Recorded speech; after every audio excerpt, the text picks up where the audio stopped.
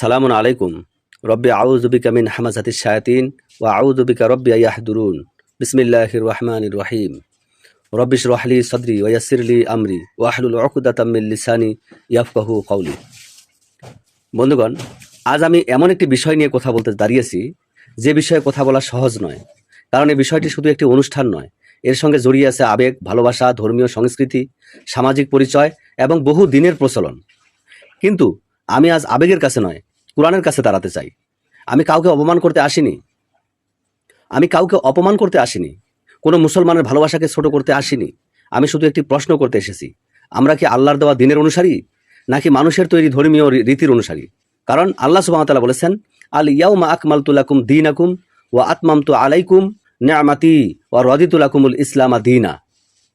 আজ আমি তোমাদের জন্য তোমাদের দিনকে পূর্ণাঙ্গ করে দিলাম, তোমাদের প্রতি আমার নিয়ামত সম্পূর্ণ করলাম এবং ইসলামকে তোমাদের জন্য দিন হিসেবে মনোনীত করলাম। সূরা আল মায়েদা আয়াত ৩। যদি দিন পূর্ণাঙ্গ হয়ে থাকে, তাহলে প্রশ্ন হলো, আল্লাহর পূর্ণাঙ্গ দিনে এমন কোনো ইবাদত কি পরে যোগ হতে পারে যা আল্লাহ বলেননি? আমার উত্তর কোরআনের আলোকে একটি কথাই বলতে পারি, সেটি হলো কখনোই সম্ভব নয়। আল্লাহ দিন পূর্ণাঙ্গ করেছেন, এরপরে যোগ করার ক্ষমতা কারো নেই। আল্লাহ সুবহানাহু ওয়া তাআলা বলেন, তাদের কি এমন শরীক রয়েছে? আম লাহুম শুরাকাউ শারাউ লাহুম মিনাদ-দীনি মা লাম ইয়াযাম বিহিল্লাহ। তাদের কি এমন শরীক আছে যারা তাদের জন্য দিনের এমন বিধান প্রবর্তন করেছে যার অনুমতি আল্লাহ দেননি? সূরা আশ-শূরা আয়াত ২১। তাহলে আসুন আজ আমরা আবেগের মঞ্চ থেকে নেমে কোরআনের ময়দানে দাঁড়াই। প্রথমে একটি প্রশ্ন করতে চাই, মিলাদ কি আল্লাহর নির্ধারিত ইবাদত? আমি প্রশ্ন করছি, কোরআনের কোথায় আল্লাহ বলেছেন নবীর জন্মদিন উপলক্ষে নির্দিষ্ট দিনে অনুষ্ঠান করো? কোথায় আল্লাহ সুবহানাহু ওয়া তাআলা বলেছেন মিলাদ করো? কোথায় আল্লাহ বলেছেন জশ্নে জুলুস বের করো? কোথায় বলেছেন নবীর জন্ম উপলক্ষে বিশেষ ধর্মীয় অনুষ্ঠান পালন করো? একটি আয়াত দেখান, একটা আয়াত। যদি এটি আল্লাহর ইবাদত হয়, তাহলে আল্লাহর কিতাবে তার নির্দেশ কোথায়? কোরআন আমাদের শিক্ষা দেয়, আল্লাহ বলেন, ওয়াবুদুল্লাহা ওয়ালা তুশরিকু বিহি শাইআ। তোমরা আল্লাহর ইবাদত করো এবং তার সঙ্গে কোনো কিছুকে শরিক করো না। সূরা আন-নিসা আয়াত ৩৬। ইবাদতের মালিক আল্লাহ, ইবাদতের পদ্ধতি নির্ধারণের অধিকারও আল্লাহর। আমরা আল্লাহকে ভালোবাসি, এটি সত্য। আমরা নবীকে ভালোবাসি, এটিও সত্য। কিন্তু ভালোবাসার নামে আল্লাহর নির্ধারিত দিনের মধ্যে নতুন ইবাদত ঢুকিয়ে দেওয়া ভালোবাসার প্রমাণ হতে পারে না। আল্লাহ সুবহানাহু ওয়া তাআলা বলেন, বলুন আল্লাহ কি তোমাদের অনুমতি দিয়েছেন নাকি তোমরা আল্লাহর উপর মিথ্যা আরোপ করছো? সূরা ইউনূস আয়াত ৫৯। কি ভয়ঙ্কর প্রশ্ন আল্লাহর! আল্লাহ অনুমতি দিয়েছেন নাকি আমরা নিজেরাই ধর্ম বানিয়ে নিয়েছি? বন্ধুগণ, আরও একটি প্রশ্ন মনের মধ্যে চলে আসে, নবীর জন্মদিন পালন করলেই কি নবীর প্রতি ভালোবাসা প্রমাণ হয়? ভাইরা, আমি যদি কারো জন্মদিনে প্রতি বছর বিশাল অনুষ্ঠান করি, তার ছবি বানিয়ে মিছিল করি, তার নামে স্লোগান দেই, তাহলে কি আমি তার আদর্শ মেনে চলছি? না। ভালোবাসার আসল প্রমাণ মুখের স্লোগান নয়, ভালোবাসার আসল প্রমাণ হলো আনুগত্য। কোরআন খুব স্পষ্ট ভাষায় বলেছে, কুল ইন কুনতুম তুহিব্বুনাল্লাহ ফাত্তাবিউনি ইউহিব্বুকুমুল্লাহ ওয়া ইয়াগফির লাকুম যুনুবাকুম ওয়াল্লাহু গফুরুর রহিম। আল্লাহ সুবহানাহু ওয়া তাআলা বলেছেন, বলুন যদি তোমরা আল্লাহকে ভালোবাসো তবে আমার অনুসরণ করো, আল্লাহ তোমাদের ভালোবাসবেন এবং তোমাদের পাপ ক্ষমা করবেন, আর আল্লাহ ক্ষমাশীল পরম দয়ালু। সূরা আল ইমরান আয়াত ৩১। খেয়াল করুন, আল্লাহ বলেননি আমার রাসূলের জন্মদিন উদযাপন করো, বলেছেন তার অনুসরণ করো। এটাই ভালোবাসার পরীক্ষা। তুমি নবীকে কতবার ভালোবাসি বলেছ? এটা হিসাব নয়। প্রশ্ন হলো, তুমি কি তার আনিত কিতাব মেনে চলছ? তিনি যে কিতাব নিয়ে এসেছেন কুরআনুল কারীম, তাকে তুমি মেনে চলো? তুমি কি আল্লাহর বিধান মেনে চলছো? তুমি কি ন্যায় প্রতিষ্ঠা করেছো? তুমি কি মিথ্যা ছেড়েছো? তুমি কি জুলুম ছেড়েছো? তুমি কি অন্যের হক মেরে খাওয়া ছেড়েছো? তুমি কি অহংকার ছেড়েছো? তুমি কি আল্লাহর কাছে আত্মসমর্পণ করেছো? এগুলো সবই নবী করেছেন। এটাই নবীর অনুসরণ। আরও একটি প্রশ্ন চলে আসে, নবী কি নিয়ে এসেছেন? নবী সালামুন আলা মুহাম্মদ আল্লাহ রসুল, তিনি নিজের পক্ষ থেকে কোনো দিন বানাননি। আল্লাহ বলেন, ওয়ামা ইয়ানতিকু আনিল হাওয়া ইন হুয়া ইল্লা ওয়াহয়ু ইউহা। তিনি নিজ প্রবৃত্তি থেকে কোনো কথা বলেন না, এটি তো ওহী যা তার প্রতি প্রত্যাদেশ করা হয়। সূরা নাজম আয়াত ৩ ও ৪। রাসূলের দায়িত্ব কি ছিল? আল্লাহ সুবহানাহু ওয়া তাআলা বলেন, ওয়া আনজালনা ইলাইকা যিকরা লিতুবায়্যিনা লিন-নাসি মা নুযযিলা ইলাইহিম। আমি তোমার প্রতি এই কোরআন নাজিল করেছি যাতে তুমি মানুষের জন্য স্পষ্ট করে দাও তাদের প্রতি যা নাজিল করা হয়েছে। সূরা আন-নাহল আয়াত ৪৪। অর্থাৎ রাসূল মানুষকে আল্লাহর নাজিল করা বার্তা পৌঁছে দিয়েছেন। তিনি মানুষকে আল্লাহর দিকে ডেকেছেন। নিজের জন্মকে কেন্দ্র করে উৎসব বানানোর দিকে ডাকেননি, নিজের নামে ইবাদতের ব্যবস্থা করেননি, বরং কোরআনে রাসূলকে বলতে বলা হয়েছে। আল্লাহ সুবহানাহু ওয়া তাআলা বলেন, কুল লা আকুলু লাকুম ইনদি খাযাইনুল্লাহ ওয়া লা আ'লামুল গায়বা ওয়া লা আকুলু লাকুম ইন্নী মালাক ইন আত্তাবিউ ইল্লা মা ইউহা ইলাইয়া। বলুন, আমি তোমাদের বলি না যে আমার কাছে আল্লাহর ভান্ডার রয়েছে, আমি অদৃশ্য জানি না। আর আমি তোমাদের বলি না যে আমি একজন ফেরেশতা, আমি তো শুধু তারই অনুসরণ করি যা আমার প্রতি ওহী করা হয়। সূরা আনাম আয়াত 50। তাহলে নবীর প্রতি সত্যিকারের ভালোবাসা কি? তিনি যে কিতাব নিয়ে এসেছেন সেই কিতাবের কাছে ফিরে যাওয়া।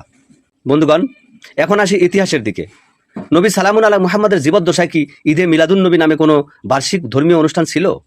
তার সাহাবীরা কি নবীর জন্মদিনকে বার্ষিক ধর্মীয় উৎসব হিসেবে পালন করেছেন? এই প্রথম প্রজন্মের মুসলমানেরা কি জশ্নে জুলুস করেছে? যদি করে থাকে, প্রমাণ কোথায়? আর যদি না করে থাকে, তাহলে প্রশ্ন হলো, যে আমল নবী নিজে করেননি, তার সাহাবীরা করেননি, প্রথম প্রজন্মের লোকেরা করেনি, সেটি কিভাবে পরবর্তীকালে ইসলামের প্রতিষ্ঠিত ধর্মীয় অনুষ্ঠান হয়ে গেল? ঐতিহাসিকভাবে নবীর জন্ম উপলক্ষে আনুষ্ঠানিক মাউলিদ মিলাদ উদযাপন ইসলামের প্রথম যুগের আমল ছিল না। পরবর্তী শতাব্দীগুলোতে বিভিন্ন মুসলিম সমাজে এর বিকাশ ঘটে। সুতরাং এটিকে নবী ও সাহাবীদের প্রতিষ্ঠিত ইবাদত হিসেবে দাবি করার আগে আমাদের ইতিহাসের সামনে দাঁড়াতে হবে। পুরনো হলেই কি সত্য? না, 1000 বছর মানুষ কোনো কাজ করলেও তা আল্লাহর ইবাদত হয়ে যায় না। প্রশ্ন একটাই, আল্লাহ কি এটিকে দিনের ইবাদত হিসেবে নির্ধারণ করেছেন? এটি কি আল্লাহর কিতাবে আছে? বন্ধুরা, আমরা রাসূলকে ভালোবাসি, কিন্তু কুরআন আমাদের রাসূলকে পরিচয় করিয়ে দিয়েছে তিনি আল্লাহর বান্দা ও রাসূল। আল্লাহ বলেন, মুহাম্মাদুর রাসূলুল্লাহ, মুহাম্মদ আল্লাহ রাসূল, সূরা আল ফাতহ আয়াত 29। আর আল্লাহ বলেন, কুল ইন্নামা আনা বাশারুম মিসলুকুম ইউহা ইলাইয়া ইন্নামা ইলাহুকুম ইলাহু ওয়াহিদ। বলুন, আমি তো তোমাদের মতো একজন মানুষ, আমার প্রতি ওহী করা হয় যে তোমাদের উপাস্য একমাত্র উপাস্য। সূরা আল কাহাফ আয়াত 110। তাই রাসূলকে ভালোবাসবো অবশ্যই, কিন্তু তাকে আল্লাহর বিশেষ ক্ষমতার অধিকারী বানাবো না। তার কাছে এমন কিছু চাইবো না যা কেবল আল্লাহর কাছে চাওয়া যায়।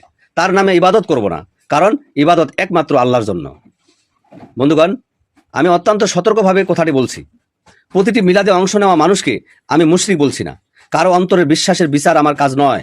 কিন্তু যদি কোনো মানুষ নবীর উদ্দেশ্যে এমন কোনো ইবাদত করে যা কেবল আল্লাহর জন্য প্রাপ্য, তাহলে সেটি শিরকের গুরুতর সীমারেখায় পৌঁছে যায়।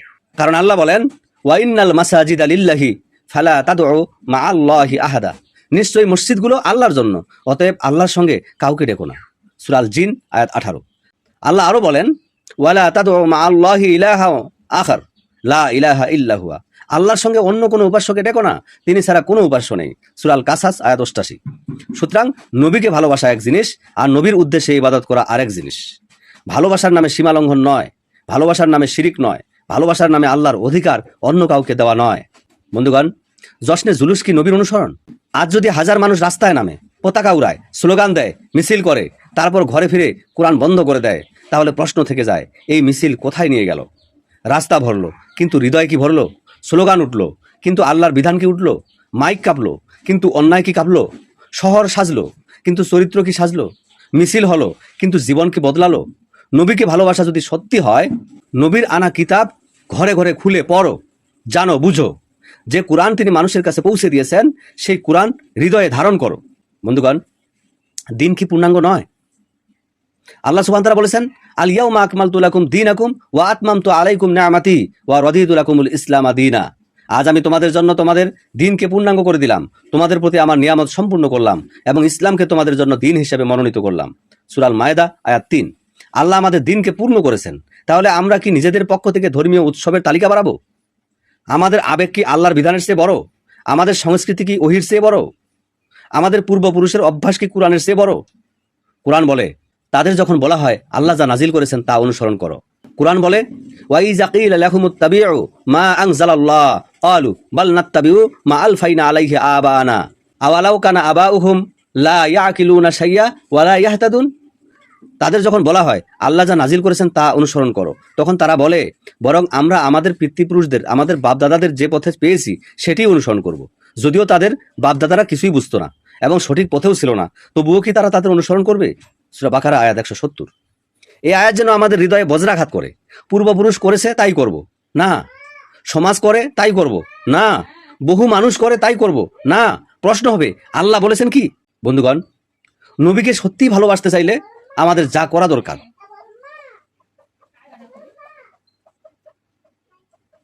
বন্ধুগণ, আজ আমি কাউকে বলছি না তুমি নবীকে ভালোবাসো না, বরং আমি বলছি ভালোবাসো, কিন্তু সত্যিকারের ভালোবাসো, মুখে নয় জীবনে, মঞ্চে নয় চরিত্রে, স্লোগানে নয় আনুগত্যে, যশ্নে নয় জীবন যাপনে, জুলুসে নয় কুরআনের পথে। নবীর জন্মদিনের আলো জ্বালানোর আগে নবীর আনা কুরআনের আলো নিজের হৃদয়ে জ্বালাও। নবীর নামে ফুল ছড়ানোর আগে নবীর শিক্ষা অনুযায়ী মানুষের প্রতি ন্যায় ছড়াও। নবীর নামে স্লোগান দেওয়ার আগে নবীর রব আল্লাহর বিধান মেনে নাও। নবীর প্রতি ভালোবাসার দাবি করার আগে নিজেকে প্রশ্ন করো, আমি কি তার আনিত বার্তার অনুসারী? কারণ আল্লাহর ঘোষণা, কুল ইন কুনতুম তুহিব্বুনাল্লাহ ফাত্তাবিউনি ইউহিব্বুকুমুল্লাহ ওয়া ইয়াগফির লাকুম যুনুবাকুম ওয়াল্লাহু গফুরুর রহিম। বলুন, যদি তোমরা আল্লাহকে ভালোবাসো তবে আমার অনুসরণ করো, আল্লাহ তোমাদের ভালোবাসবেন এবং তোমাদের পাপ ক্ষমা করবেন, আর আল্লাহ ক্ষমাশীল পরম দয়ালু। সূরা আল ইমরান আয়াত 31। এই একটি আয়াতই যেন আমাদের ভালোবাসার মাপকাঠি হয়ে যায়। বন্ধুগণ, নবীকে ভালোবাসো, কিন্তু তাকে আল্লাহর আসনে বসিও না। নবীকে অনুসরণ করো, কিন্তু তার নামে নতুন ইবাদত বানিও না। নবীর সম্মান করো, কিন্তু সম্মানের নামে আল্লাহর অধিকার কাউকে দিও না। নবীর কথা স্মরণ করো, কিন্তু তার আনা কিতাব ভুলে যেও না। কোরআন খুলে বসো, কারণ নবী যে কিতাব নিয়ে এসেছিলেন আজও সেই কিতাব আমাদের হাতে। তার প্রতি ভালোবাসার সবচেয়ে বড় প্রমাণ তার রবের প্রতি আনুগত্য। তার অনুসরণের সবচেয়ে বড় প্রমাণ তার আনা ওহীর অনুসরণ। তার সম্মানের সবচেয়ে বড় প্রমাণ তার বার্তাকে জীবনের বার্তা বানানো। তাই বলি, ভালোবাসা হয় আনুগত্যে, জশ্নে জুলুসে নয়। ভালোবাসা হয় চরিত্রে, স্লোগানে নয়। ভালোবাসা হয় কুরআন মানায়, শুধু মিলাদে নয়। ভালোবাসা হয় আল্লাহর বিধান মানায়, মানুষের বানানো রীতিতে নয়। এসো, আমরা উৎসবের চেয়ে সত্যকে বড় করি, সংস্কৃতির চেয়ে কুরআনকে বড় করি, আবেগের চেয়ে ওহীকে বড় করি, মানুষের কথার চেয়ে আল্লাহর কথাকে বড় করি, আর নবীর ভালোবাসাকে শুধু মুখের দাবি না বানিয়ে আমাদের জীবন দিয়ে প্রমাণ করি। কারণ নবীকে ভালোবাসার পথ নবীর নামে ইবাদত বানানো নয়, নবীর রবের আনুগত্য করা। ভালোবাসা হয় আনুগত্যে, জশ্নে জুলুসে নয়। কুরআনের পথে ফিরে এসো, আল্লাহর দিকে ফিরে আসো, আল্লাহর কিতাবকে আঁকড়ে ধরো। সেখানেই মুক্তি, সেখানেই সত্যিকারের আনুগত্য, সেখানেই নবীর প্রকৃত অনুসরণ। আল্লাহ আমাদের সত্যকে সত্য হিসেবে চিনে তা অনুসরণ করা এবং মিথ্যাকে মিথ্যা হিসেবে চিনে তা থেকে বেঁচে থাকার তৌফিক দিন। সালামুন আলাইকুম রহমতুল্লাহি ওয়া বারাকাতুহু।